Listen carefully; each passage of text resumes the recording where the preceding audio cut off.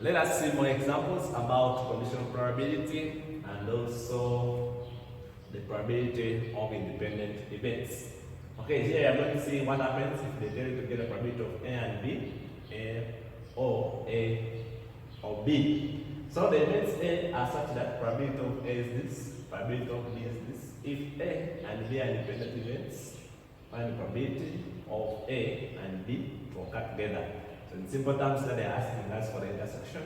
Then A or B, they are asking us to get the union. So from here, my part A, probability of A and B is the same as probability of A intersection B.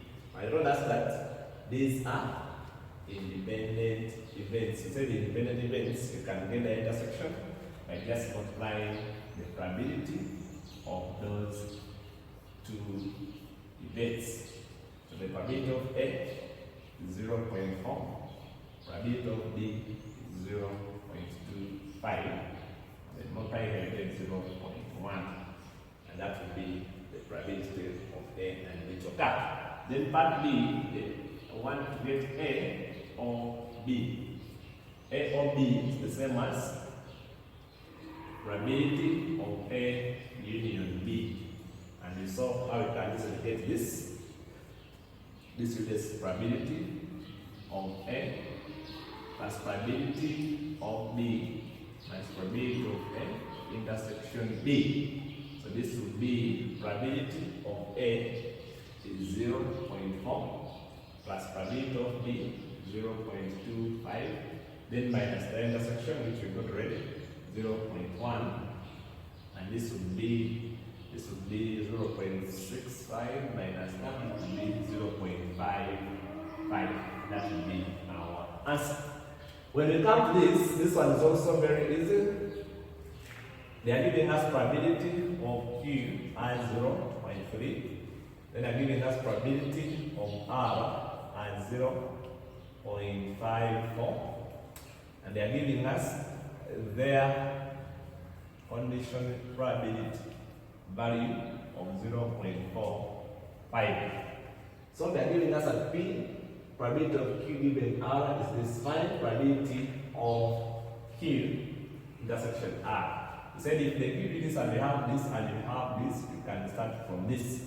So in my part A, our probability of Q given R is the same as probability of Q intersection R over probability of R. So this intersection is what we are looking for. So say can easily cross multiply.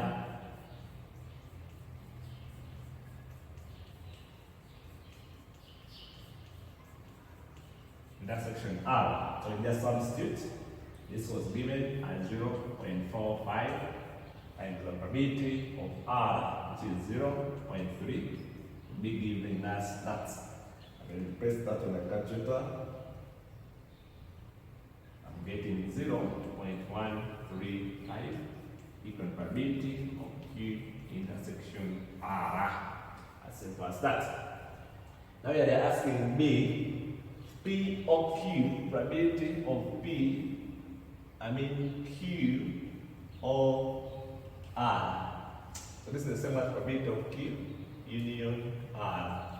But say this is the same as probability of Q, probability of R as probability of Q intersection R. We saw all these in our previous lessons of how we generate these. These are just values. You can get this can be A, this can be B, this can be M, this can be N. But the formula remains the same. So substituting Q is 0.3 plus 0.54. Then our intersection is 0.135. And the answer, you just get your calculator.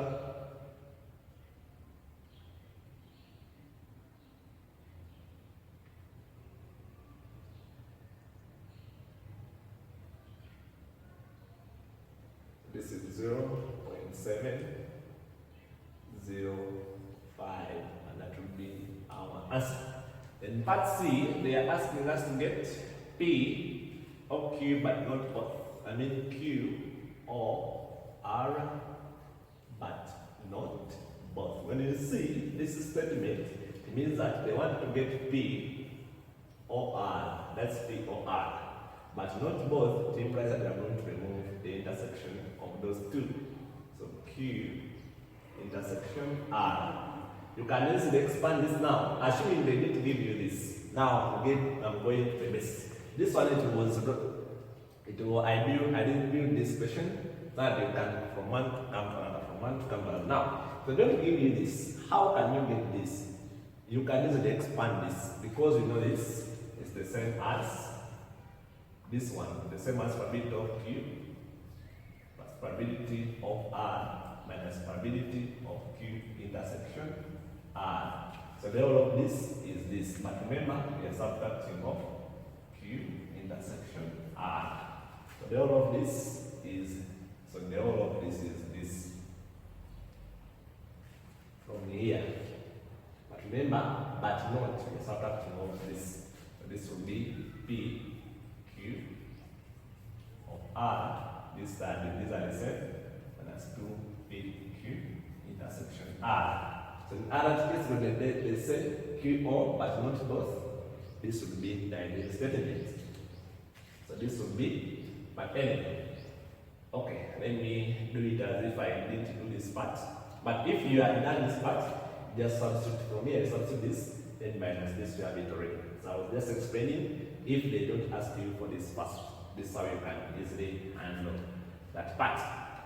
Anyway, so here I have this as 0.3 plus 0.54 minus 2 into 0, all of this we got it as 135. And the answer there is going to be 3.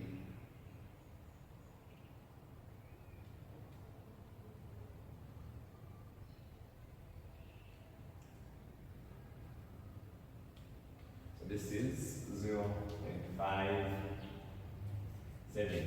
That would be the answer. When I come to this part D, they are asking me to get probability of Q prime intersection R prime. You can use the continuous table, but me I'm going to use the Morgan's law. So the Morgan's law says that this is the same as probability. So these are complements, this is the intersection. When you pull it out, this becomes Q. Now this becomes union R complement. I gave you this in the last lesson. So you have this already. Here, we need the complement, but this will be the same as 1 minus now probability of Q union R, because this is the complement of this. So this will be 1 minus 0.705, and the answer will be, so this one you can say, this plus this will get 1. I say plus that. But we saw this will never have a complement, the same as 1 minus the one which is not a complement of that. So there we have 1 minus 0.705. It will be 0.295, and that will be our answer. You use the Morgan's law. Or if you don't want this, you can use the contingency table. It's called so. Then part E, here now we are going to use the contingency table. But if they are independent, we would have direct, but they are not independent, so you have to use the contingency table. So now, probability of Q prime intersection R, that is R Q with the prime, means this will be probability of R minus the intersection beta of R intersection Q intersection R. Our R here was 0.54, then minus the intersection 0.135. We have seen how to use the confidence table, so I'm just setting them there. Then minus 0.135, which will be 0.405, and that will be the answer. So remember, that's how we use the contingency table, conditional probability, independent events, you have seen mutual exclusive events. So learn how to be flexible if you find any question. Some questions, they may give you one probability, they they give it to you directly as a complement. So, and how to handle that. But I've exhausted at least most of the examples. I wish you well.